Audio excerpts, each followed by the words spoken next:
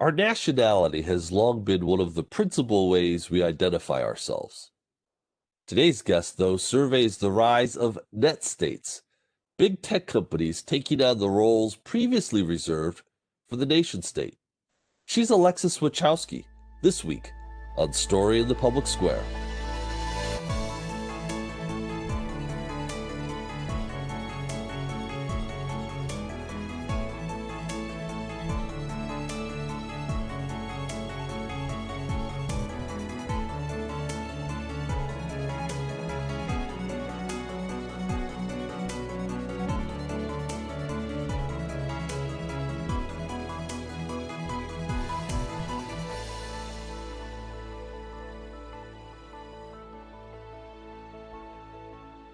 Hello and welcome to Story in the Public Square, where storytelling meets public affairs. I'm Jim Ludis from the Pell Center at Salve Regina University. Joining me, as he does every week in the co-host chair, is my great friend and colleague, G. Wayne Miller of the Providence Journal. Each week, we talk about big issues with great guests, storytellers, scholars, novelists, and more, to make sense of the big stories shaping public life in the United States today. This week, we're joined by a remarkable scholar, public servant, and author of a book called The Information Trade. She's Alexis Wichowski. Alexis, thank you so much for being with us. Glad to be here. Thanks so much. So there's a lot in your body of work that we want to talk about, but let's start with The Information Trade. Give our audience an overview of the book. So I think the best way to talk about the book is to talk about how I came to write the book, which is that starting in around 2015, I noticed that the big tech companies were doing something a little bit different than we had seen in the past. They weren't just focusing on their digital products and services, they were getting involved in areas like defense and diplomacy and citizen services and even public infrastructure. So I started to map out their activities in this space and came up with this notion of them not as just companies, but as something similar to nation states, and we called them net states. So proposed this idea back in 2017 and was able to track a few instances where we saw companies like Google and Microsoft and Apple and Amazon really moving into areas that used to be the sole domain of governments. So that's what the book is about, really, is tracking the movements of net states as they move into these areas that used to be the domain of governments. Can you give us a couple of specific examples of those instances where those companies are beginning to behave more like nation states? Absolutely. So one of the things we saw with Hurricane Maria a few years ago when it hit Texas and when it hit Puerto Rico is that despite the fact that the United States is responsible for emergency management in Puerto Rico, they sent something like 50 people to help out. It was weeks before they sent any really significant aid. The people that responded most quickly to the complete blackout of the island when Hurricane Maria hit were companies like Google. They have a project called Project Loon, which brings in internet and telecommunication services. And they brought that in within 24 hours of the hurricane. And Tesla, which is known for making cars, also has a solar energy and battery storage company called PowerPack. They stepped in to help rebuild the grid and were able to get the Children's Hospital back online, again, within just 48 hours after the storm. So what we saw was not the United States taking care of its citizens in emergency response, but these net states stepping in to take care of emergency response. Can I just follow up on that real quickly? So when we think about the functions of government, though, we think about in the ideal world, anyways, particularly in a democratic republic such as ours, the government serving the commonwealth, the common good. Why are these companies taking on these roles? It's an excellent question. I mean, some people could cynically say it's just a PR move, which it's certainly good PR to step in emergency situations. But I think it's more of telling that they're taking these actions because government is not leading in the way that it needs to be leading, especially in the last 4 years. So when the pandemic hit in March in the United States, the first entities to step in and say they were going to send their workers home, make sure that hourly workers were still going to get their wages, even if they couldn't come into the warehouses, were not states, it was the net states. It was companies like Google and Facebook and Amazon. And I think this is because there's been an absence of national leadership. So there's been this vacuum to fill. And that's one reason why. And the second reason is that simply these net states are expanding their markets beyond just their original products and services. So think about Microsoft, for instance. They make Microsoft Office and Outlook and all of the web products computer products that we use for work. But they're also now engaging in diplomacy. They've opened up an office to the UN and they've opened up an office to the EU. So they're trying to move forward on digital rights for people who use Microsoft products, almost as if everyone that uses the Microsoft product is a citizen of Microsoft. Now, the reason for this is that if they can expand the digital rights that are available to citizens in some countries to all of their user base, then this is really good for brand and trust, continuing to invest in the trust of their brand with their users. So these are capitalist companies, obviously. And so what is the overriding motivation? Is it profit? Is there a degree of, for lack of a better word, megalomania on the part of the people that are running these companies? What is really the bedrock motivation to make these changes and these expansions into becoming net states? I really think that it has to do with just basic empire building. These companies have been extremely successful in moving from their original products and services into other sectors. And I think that the more sectors they move into, the more sectors they realize they can move into. So Amazon, for instance, just announced they were going to be fulfilling medical prescriptions. They're moving heavily into the health sector. Now, what can they do with all of this new information is data that they can then mine and harvest and sell. So they're learning not just about our preferences for routine products such as books or other things we might buy on Amazon's marketplace, but now they're going to have our health history and health information as well. So I think this is about expanding their empires into so many sectors that they're essentially becoming regulation proofed. For instance, the antitrust case that's been brought up against Google is just about Google search, but Google search is just one piece of the Google empire at this point. So I think that antitrust is actually not going to be as effective as regulators are hoping. Do you think the general population has an understanding of what is happening here? Obviously, if they read your book, and we highly recommend they would, but for people who may not have read the book or people who are not necessarily tech savvy, people like myself who buy a lot of stuff on Amazon, tell me what your sense is of citizens, people. Yeah, I think that people are becoming more aware of the incredible power of these tech firms, but I don't think they understand quite the extent of their reach.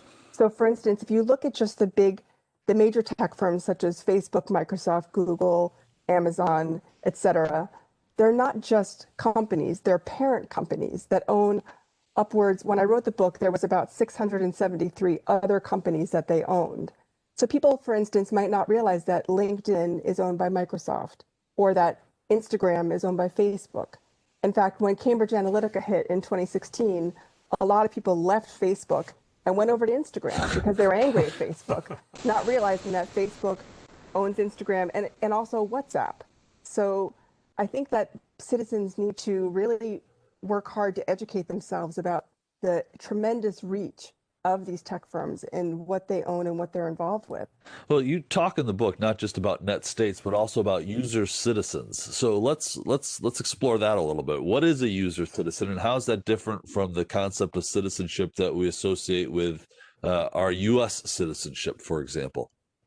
So the idea of the citizen user is that it's in addition to whatever citizenship you have by virtue of the country in which we physically reside, we are also citizen users of the net states. So for instance, Microsoft decided when the EU implemented the GDPR, which is this pact of regulations to provide digital rights protections to users, Microsoft and all the other big tech firms had to comply for their EU users. But Microsoft took it one step further and they said, we will allow any of our users of our products to have access to this level of digital rights that are afforded to EU citizens.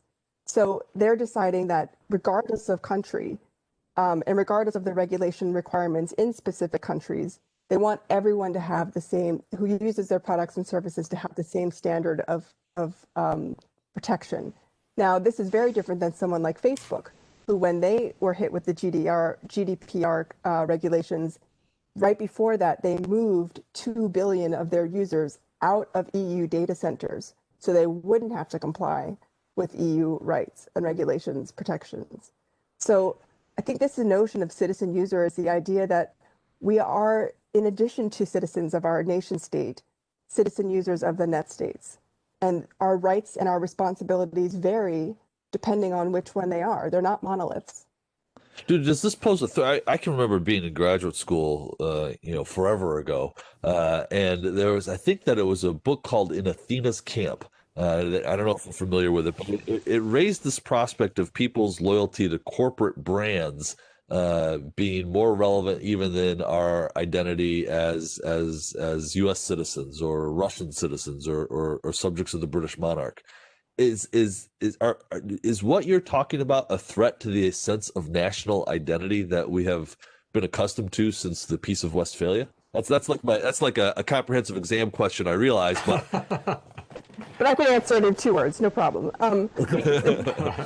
Maybe. I think that what it is that it's becoming citizenship, the notion of citizenship is becoming more layered and complex. We will still have physical places in which we reside. We still have to abide by the laws and regulations of wherever country we're in. But in addition to that, we do have, I think, faith in net states in a way that we don't necessarily always have faith in our own nation states. So think about this. If we wanted to, for instance, well, actually, a good example is when the city of Atlanta in Georgia was subject to a ransomware attack a few years ago. The entire government system of Atlanta was totally frozen. So people couldn't log on, government officials couldn't log on, people couldn't go to court. Everything was frozen. What happened was the city of Atlanta called Microsoft. It called Google. It also called the FBI. But it's, I think, no mistake that when they knew that they had a really serious problem with their technology, they didn't just turn to the US government, they turned to the net states for help. And I think that when we think about competence and the ability to get things done, the congressional gridlock that has dominated our country for years and the political polarization has really eroded our sense of faith that this country is still a country that can get things done quickly. If you asked, I think, the average citizen who could solve a major problem in our country today, Congress or Google, I just wonder if the answer would really be Congress. So Congress has called the leaders of many of these companies to testify before them with the goal apparently of some sort of federal regulation. And that can be defined in many different ways. But let me ask you, is there a role for regulation of these companies and what should that role be? And a third question, how could that be achieved, particularly given that we have a polarized government now? Yeah, it's absolutely, there's a role for regulation. And I think that this is something that we've been really behind on. I think the time for regulation was 10 years ago, before these companies really expanded outside of their original sectors into all of these other areas like defense, diplomacy, citizen services, and public infrastructure.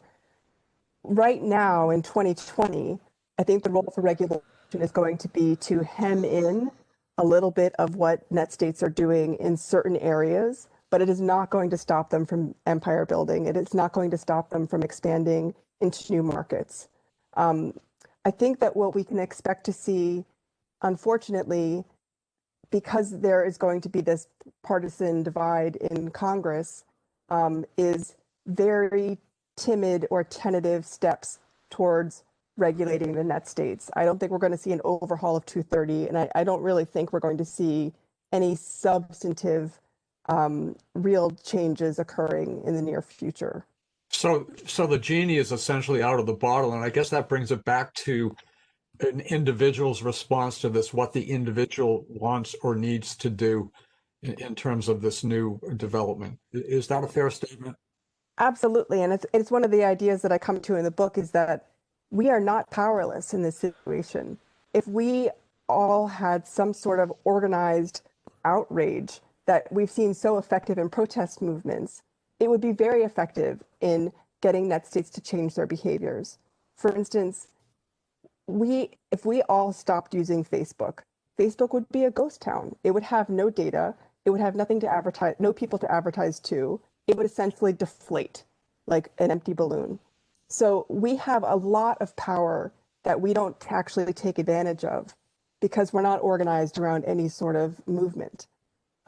There's annoyance with tech companies, but I think that that techlash movement is not yet powerful enough to orchestrate the kind of public pushback that we would need to see in order to make real change happen. But I think the step one is just becoming educated about what net states are, what they're doing, and how big they really are.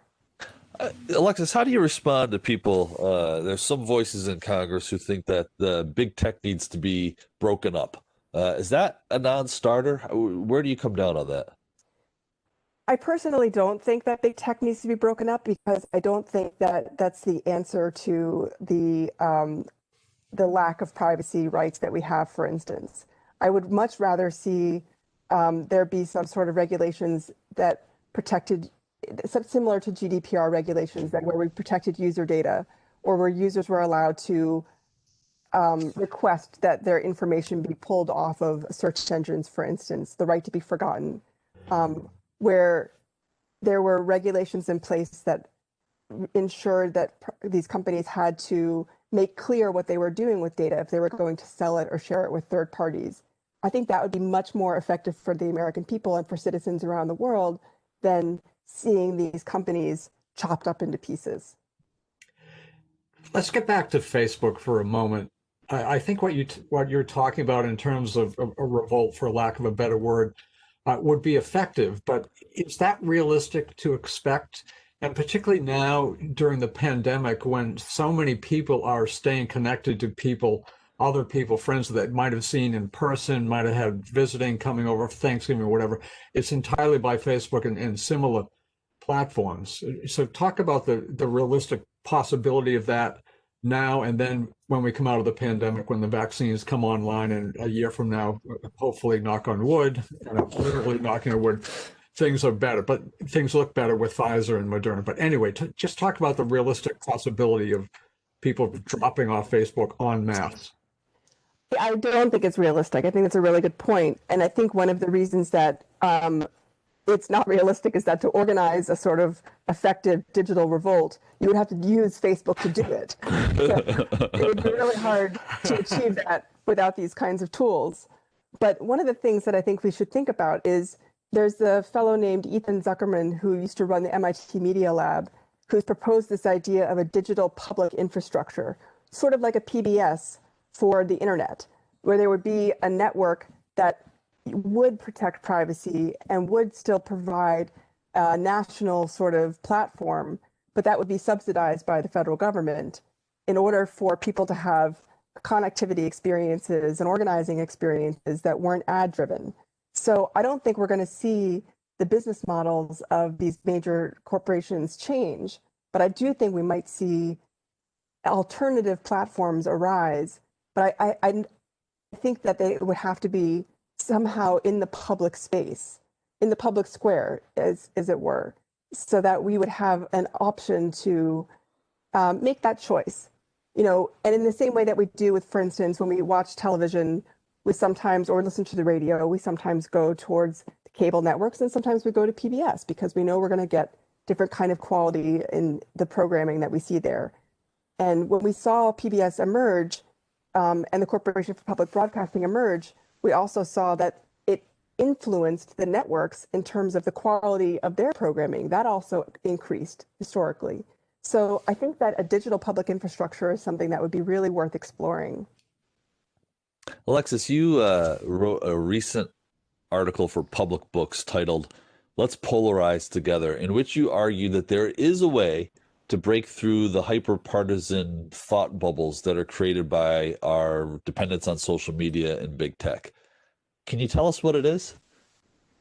Yes, so that article was really designed to get people thinking creatively about the fact that we are just, if we can choose to be in information filters and bubbles, we can choose not to be as well.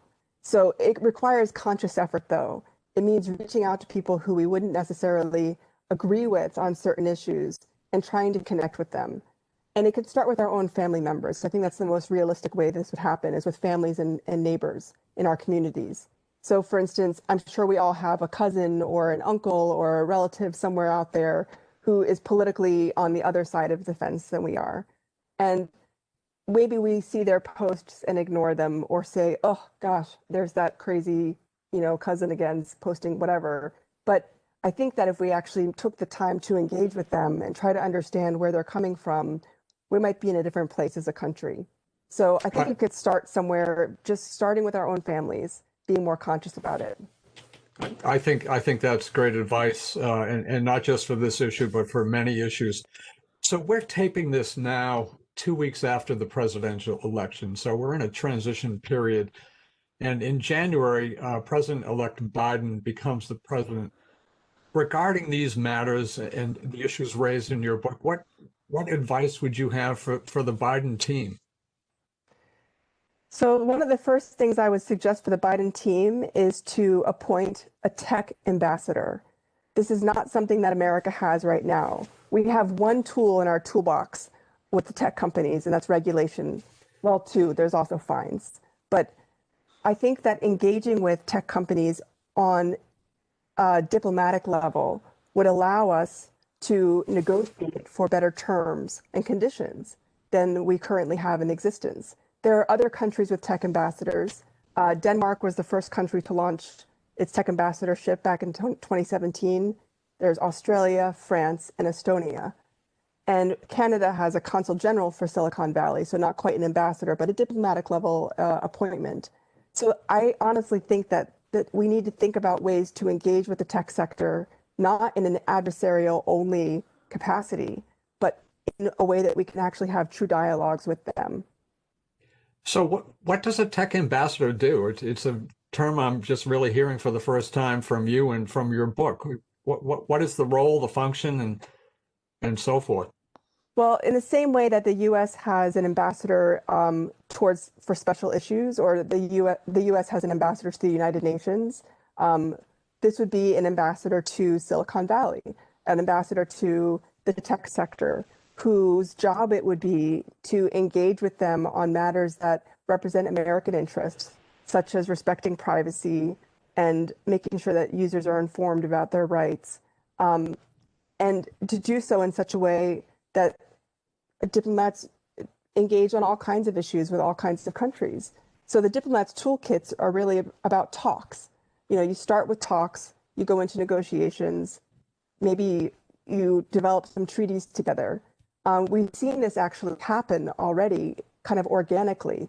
In 2016, Brad Smith, who's the president of Microsoft, gave a talk called that we need a digital Geneva Convention. And what he was describing was a pact among tech companies where they would all join forces to say, we will not use our tools and platforms for warfare. So that evolved into the Paris Call for Trust and Security in Cyberspace.